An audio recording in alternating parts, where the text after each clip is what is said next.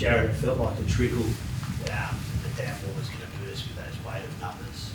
Yeah, the numbers were really stacked against us early on.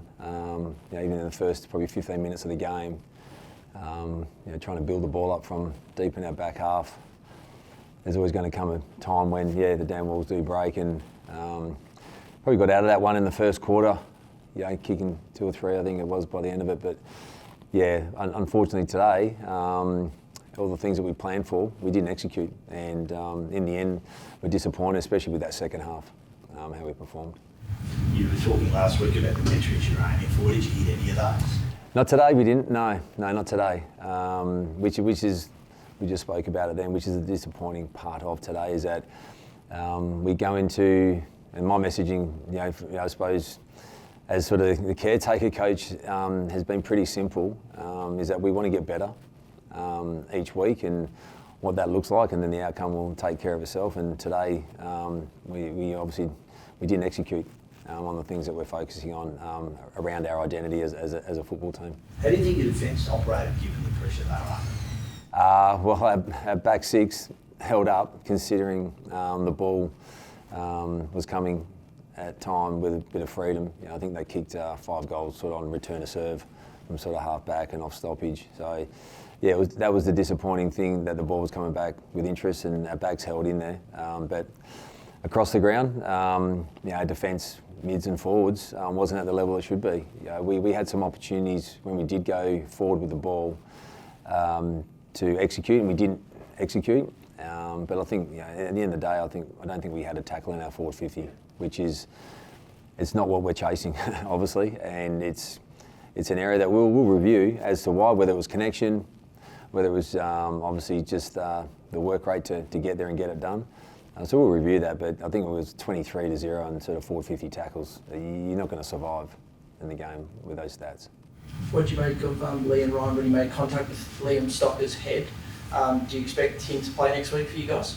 To be honest, I can't comment on that incident because I didn't see it indirectly. I had so much going on in the game, so I didn't have my focus on that.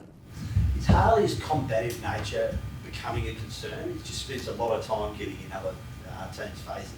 No, look, obviously he's a young man. He's 19 years of age. A lot of hype around him. I don't know if there's been too many 19-year-olds that have had that much hype.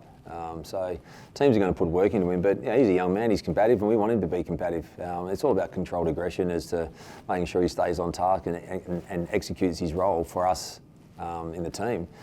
So that's what we look at more so than how he's going about being too aggressive and getting distracted. It's more that he's executing his role. But let's not forget he's 19 years of age and he's still finding his way in this AFL game. And what did you make of that when he got caught for running too far? Certainly if you asked 10 people if they thought he ran too far, I reckon about 9 would have said he was fine.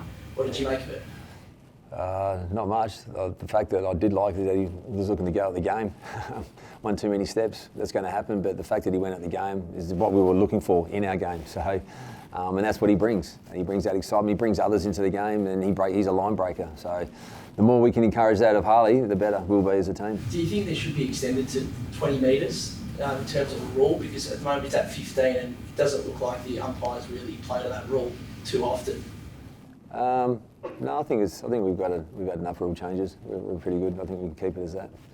2 weeks as interim coach. Yeah. You're going to officially put your hand up for the race for the full-time gig? Look, I think I said before game, I'm just focusing on week to week how I can just execute my role as the caretaker coach to just continue to hopefully be a part of us getting better as a football club, and we'll see what happens in the future. But right now, my focus was on today's game. My focus will be on the review, and we'll put our sights on Freo, which is a great opportunity for our guys to go to work in a derby. So we've got to make sure we respond in a way we're bringing energy into our training, learn from this game, and continue to look to get better. No injury concerns today? Not that I know of. No, not that I know of so far. I haven't talked to the medical staff, but I think we're okay. I think Tom landed heavily on his back away. That's got that ongoing issue, but Tom just throws himself at it. I mean, it was a pretty hard sprint today. Yeah, it was. I asked the leaders to lead with actions and direct with voice today. And as I said, we had 11 guys, 50 games or less, and he was one of the leaders that really sort of led with his actions today. And and that's what we want from our leaders. So look, we'll look to hopefully get a couple of boys back next week that will support those leaders in their positions as well. Quite on demand today. Were there any positives to take out of performances of some of your younger players? Yeah, well, once again, they're learning on the job. What we are learning is more about our list as well. So there was opportunities given to players that warranted those opportunities because they played some good football in the waffle, and we want to see that. Look, Ruben Jimby, the last 2 weeks he's gone to half back. We had to put him in the midfield because we needed to sort of change something in the midfield, and I think what we've seen with him down back, he's grown another leg. We've seen a bit of run and carry. He's got great vertical jump. Sometimes he's jumping too high, and if you can just pluck a few of those balls, there's another 5 or 6 opportunities to impact the game. But we want him to keep going at the game. So I thought he was good today. And probably the other one is Jaden Hunt. A guy that's played over 100 AFL games, and he probably had one of his best games in a long time, playing across half back. He was one of the players that was getting through the game. So it was good to see him do that. And once again, we're in that exploration period where some of the guys have been given some opportunities in and around the footy, and we saw moments of that today, but not at the level of last week. Elliot, you have a chance to return next week? All things going well, yes. He'll return. Jake Waterman should be okay as well. They're the two obvious ones there as well. You guys beat Fremantle by 37 points the last time you played them. Feeling confident against them this week?